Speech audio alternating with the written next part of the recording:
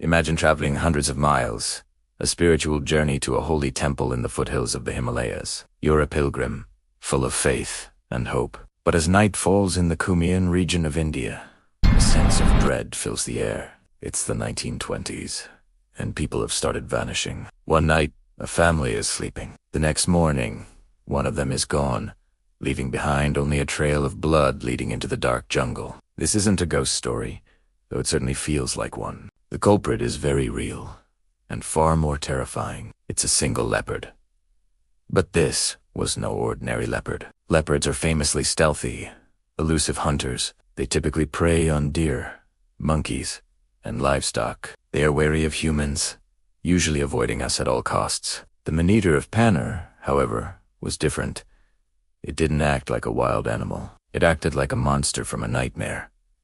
It had completely lost its fear of people. In fact, it seemed to prefer them. Reports from terrified villagers describe something that defied all logic. This leopard didn't just ambush people who strayed into the forest. It actively hunted them in their own homes, places that should have been safe. It would stalk villages at night, its silent paws carrying it through the narrow lanes. It would listen at the doors of the small, mud-walled huts.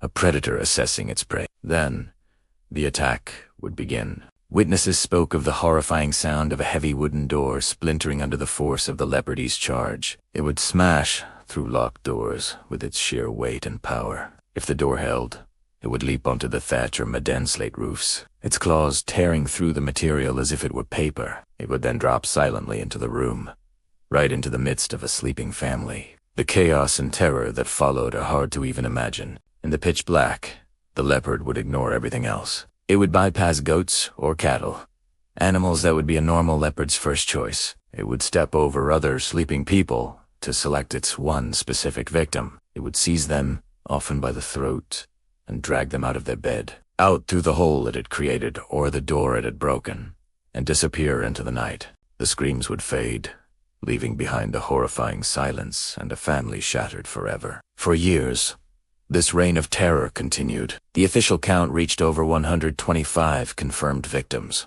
but given the remote area and the time period, the true number was likely much, much higher. The people of Panar and the surrounding districts were living in a state of constant fear. Every sunset brought a new wave of anxiety.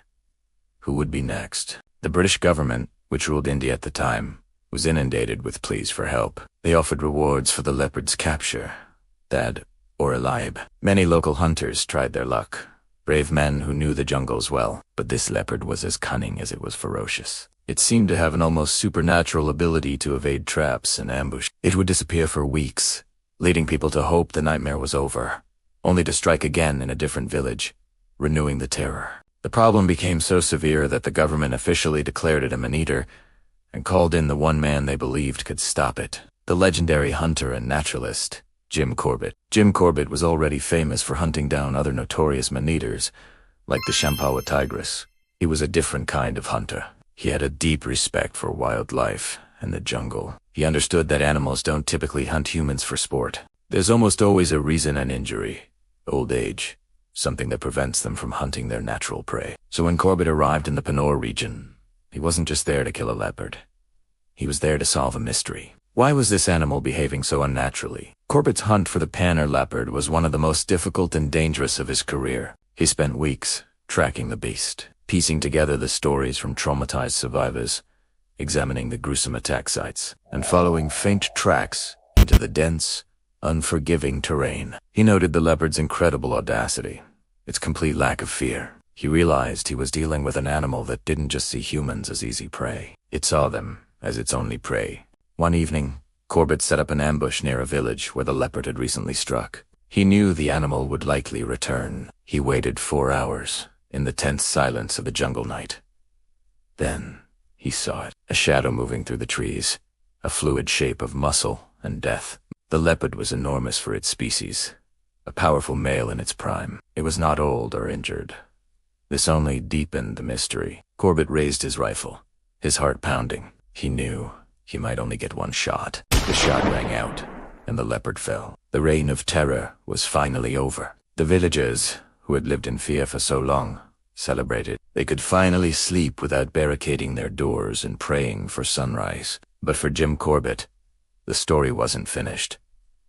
He needed to understand the why. He performed a careful examination of the dead leopard, a sort of autopsy to find the clues that would explain its monstrous behavior. And that's when he found the horrifying truth. The leopard was perfectly healthy. No old wounds, no broken teeth.